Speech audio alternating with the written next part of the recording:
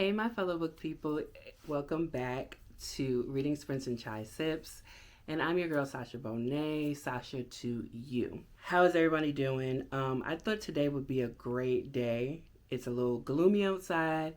I got a chance to sit for a second after doing some early morning chores and talk about my end of the year library recap. And the reason why I'm able to do this video now is because I've completed that challenge that I set for myself 12 months ago in January to go to the library every single month, right? But let me explain to you all why I thought that would be not a challenge, but a good enough thing for me to do this year, right? A goal for me to set this year. And the reason is when I was younger, living in the Bronx, New York, especially in the summertime, we went to the library. There wasn't a lot to do. You went to the park, you hung out outside, or you went to the library. And we were always at the library. And when I moved to Georgia, we had a library right around the corner. And I did the same thing with my daughter. We were always in the library. And now that I've moved houses, I've obviously moved libraries. I've recently, this year, began to go to the library a lot more. And I do enjoy my library. It is very tiny, but I do enjoy it. I know the people there. Like when we walk in, we're greeted very nicely. We have conversations on, oh, you read that book. I got something for you in the back kind of conversations. And I love that for me, right? But also, recently during Hurricane Helene, we had a time here in Georgia. And I don't think people really realize how bad it got, especially for Augusta, Georgia, where I am. Oh, goodness. It was bad, right? And lights being out, even in my subdivision where I live, street lights out, home lights out, blackouts for days, all of that. We were able to go to the library and charge up our stuff. And I am very appreciative of that. So usually for my trips to the library, I have like a library routine, right? A regimen, if you will. When I go to the library, I make sure I have my bag, my book tote, whichever one it is. I have a million book totes that I go through and use, and that's it. I hop in the car, and on my way to the library is Dunkin' Donuts, right? So I usually stop, get me a Dunkin' drink. If I haven't eaten breakfast, then I'll get me a sandwich. And then it's on to the library. That is how it goes every single time. There is a drink, there is food, there is library books. So like I said at the top of the video, my challenge for myself this year was to go to the library at least one time a month. One visit every month. And I accomplished that goal for all 12 months. And that's why I decided to do this video today, because I've accomplished that for the month of December as well. So I'm not going back to the library in this year, in 2024. But for 2025, I'm going to have the same goal, to go to the library at least once a month. It helps to keep the library funded. And I get to see if books that I'm not too sure about, I might check them out and I don't have to pay anything and it's free. Also, sometimes movies are not available on Netflix or Hulu or Amazon Prime, and I want to watch a specific video. And the library is the perfect place to do that without having to spend any money. So next year, I might add a little bit to it, because this year the goal was just to go to the library once a month. And we'll see how that works out for next year. But right now, let me get into how much money we saved by going to the library. So I don't know how it works at everybody's library, but I'm pretty sure a lot of people have these library slips every time we go to the library. And basically it just gives you the list of the books that you've checked out and how much you saved by going to the library and when your library book and books are due. Right? So I get one of these every single time I go to the library. So therefore, I have been using a tracker this year to keep track of how much money I saved by going to the library. And you guys, I saved $1,194.71. That is a lot of money. That is a lot of money. And I went to the library, like I said, at least once every single month. So $1,000, $194.71 is a whopping amount of money, all on books. So when people say, are books expensive? They are. They are, especially depending on whether they're hardback or paperback, whether they're special editions, deckled edged or signed, or whatever it is. Books are expensive. That amount also constitutes the audiobooks that I borrowed, the physical books that I borrowed, and the DVDs that I also borrowed. So, also, just because we go to the library does not mean we're not going to buy books. Because if you've ever gone to the library, you know for a fact that you see books in there that you've thought about buying before, or you have now read a book and now you want to own it. And that's what I've done this year. So here are the books that I went to the library saying, hey, let's save some money, but ended up spending money anyway because I bought them. And some of those books are the Divergent series. I started reading it there. I finished reading it there. And then I bought the series from Book Outlet. So when I finished book one, I got the first DVD in the series from the library as well. Because at the time, I could not find it for the life of me on Netflix, Hulu, or Prime. It just wasn't anywhere. And even YouTube, that usually has free movies, didn't have Divergent at the time that I wanted to watch it. And I had never watched the movies prior to reading the books from the library. So I read the libraries and simultaneously watched the DVDs, both from the library, but I did end up buying the series of Divergent.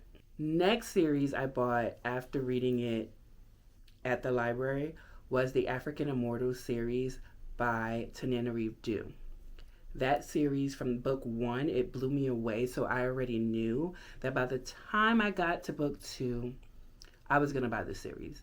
And I've started to buy the series. I own the first and the last book, not the two in between. Don't ask me how that happened. But on Book Outlet, when I tried to buy them, they're always sold out. She is a very popular author. So I will continue to buy the series. But I am on the last book. Well, by the time you see this, I should have finished the final book in the series. But as of right now, I'm on the last book of the series. So another series that I started at the library would be Merlin by T.A. Barron. And I fell in love with the show Merlin. It's on Prime. It is one of my favorite shows. It's a comfort show as well, and I've never finished it. And since I was watching the show, I walked into my local library. I was just browsing the shelves with nothing really in mind to get, just fulfilling my task for the month of going, and I ran across Merlin. And I said, I've never read Merlin. I do know Camelot and things like that. So I was like, let me get it. And I fell in love with the first book. It was really good. And then I bought parts of the series. I have book 2 and book 3.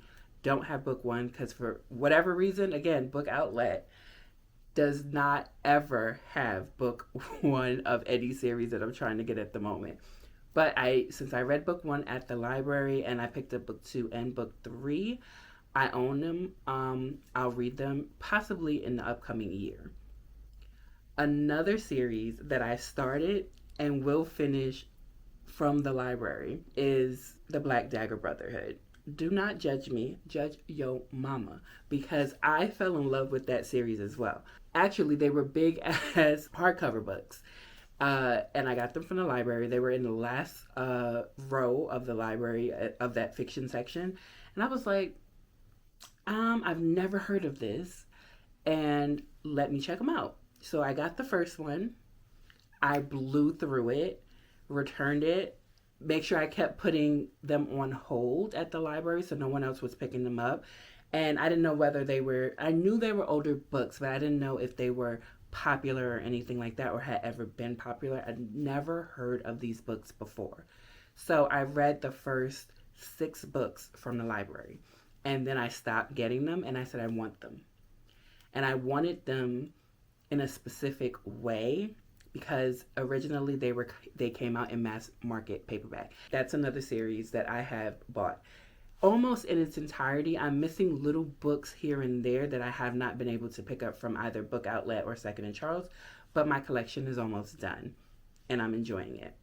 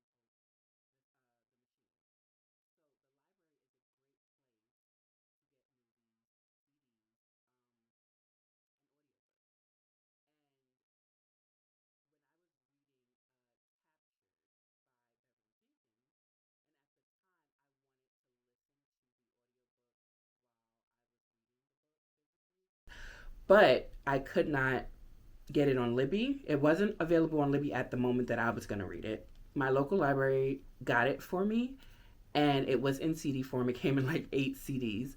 But all I did was every time I wanted to recapture it, I sat down at my desk, popped in the CD into my laptop, and there you go, audiobook. And you can speed it up just as much as you can speed it up on Audible or on Libby. So do not be afraid if you're looking for an audiobook but you can't find one, or a movie or whatever it is, the library may just have what you're looking for.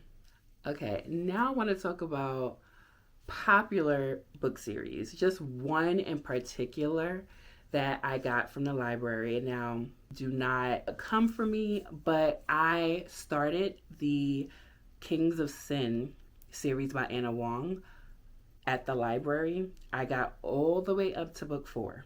I kind of enjoyed book 1. It was okay. I went on to book 2. It was fine. Book 3 kind of pissed me off. And by the time I opened book 4, I was just over it. That's a popular series that I started at the library, and I'm happy I did not spend my money on, and I DNF'd. There's just some books that I'm glad I got from the library and did not in turn spend my money on. Now, there is 2 authors that I discovered while browsing my local library shelves, and one is Blake Carrington. Never heard of him before, and he does urban fiction. And I've read so far of his books 2 books, and I've gotten both from the library, and I enjoyed it. They were funny. Sometimes some twists be twisting, and sometimes it's just on vibes. And the other author would be Shanora Williams. And Shanora Williams does thriller, mystery, psychological. She's a Black author. And when I tell you twists and turns, and you don't know what you're going to get. You might think you know, but you don't know. For 2025, my reading goals are pretty much the same as they were this year for 2024 when it pertains to the library. So in 2025, peruse the shelves of the library at least once a month. It just means I'm going to, one, support my local library, and 2, find new authors that I can engage with on a basis that works for me and on a time frame that works for me without having to buy anything. So yeah, that's my library recap for 2024. Let me know in the comments if you went to the library this year. Do you plan on going next year? And let me know if any of the books that were mentioned in this video you've read, or any of the authors you've read. Don't forget to like, comment, and subscribe, and I will see you in the next video.